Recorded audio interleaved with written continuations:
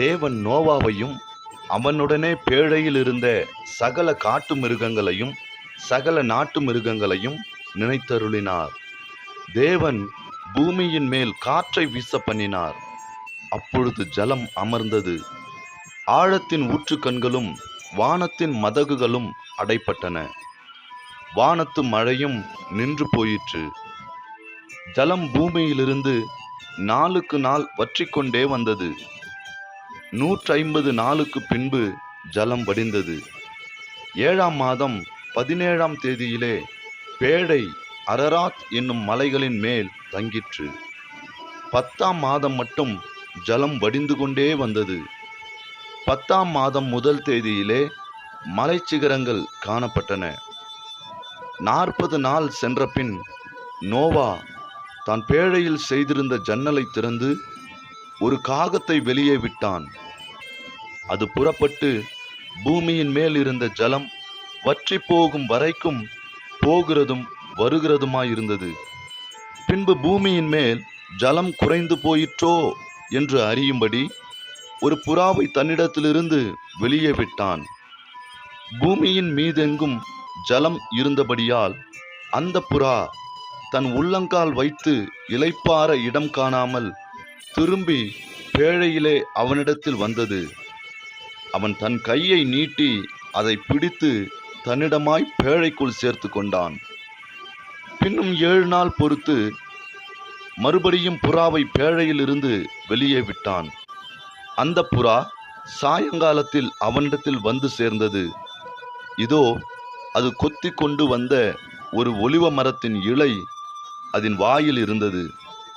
அதனாலே நோவா பூமியின் மேல் ஜலம் குறைந்து போயிற்று என்று அறிந்தான். பின்னும் 7 நாள் பொறுத்து அவன் புறாவை வெளியே விட்டான். அது அவனிடத்திற்கு திரும்பி வரவில்லை. அவனுக்கு 601 வயதாகும் வருஷத்தில் முதல் மாதம் முதல் தேதியிலே பூமியின் மேலிருந்த ஜலம் வற்றி போயிற்று. நோவா பேழையின் மேல் தட்டை எடுத்து பார்த்தான். பூமியின் மேல் ஜலம் இல்லாதிருந்தது. 2ஆம் மாதம் 27ஆம் தேதியிலே பூமி காய்ந்திருந்தது. அப்பொழுது தேவன் நோவாவை நோக்கி, நீயும் உன்னோடே கூட உன் மனைவியும் உன் குமாரரும் உன் குமாரரின் மனைவிகளும் பேழையை விட்டு புறப்படுங்கள். உன்னிடத்தில் இருக்கிற சகலவித மாம்ச ஜந்துக்களாகிய பறவைகளையும் மிருகங்களையும் பூமியின் மேல் ஊறுகிற சகல பிராணிகளையும் உன்னோடே வெளியே வரவிடு. அவைகள் பூமியிலே திரளாய் வர்த்தித்து பூமியின் மேல் பலுகி பெருக கடவது என்றார். அப்பொழுது நோவாவும் அவன் குமாரரும் அவன் மனைவியும் அவன் குமாரரின் மனைவிகளும் புறப்பட்டு வந்தார்கள். பூமியின் மேல் நடமாடுகிற சகல மிருகங்களும் ஊறுகிற சகல பிராணிகளும் சகல பறவைகளும் ஜாதி ஜாதியாய் பேழையிலிருந்து புறப்பட்டு வந்தன. அப்பொழுது நோவா கர்த்தருக்கு ஒரு பலிபீடம் கட்டி சுத்தமான சகல மிருகங்களிலும் சுத்தமான சகல பறவைகளிலும் சிலவற்றை தெரிந்து கொண்டு அவைகளை பலிபீடத்தின் மேல் தகன பலிகளாக பலியிட்டான்.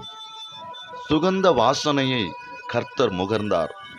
அப்பொழுது கர்த்தர், இனி நான் மனுஷன் நிமித்தம் பூமியை சபிப்பதில்லை. மனுஷனுடைய இருதயத்தின் நினைவுகள் அவன் சிறு வயது தொடங்கி பொல்லாததாயிருக்கிறது.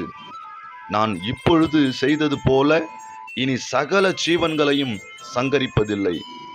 பூமியுள்ள நாளளவும் விதைப்பும் அறுப்பும் சீதளமும் உஷ்ணமும் கோடை காலமும் மாரி காலமும் பகலும் இரவும் ஒழிவதில்லை என்று தம்முடைய உள்ளத்திலே சொன்னார்.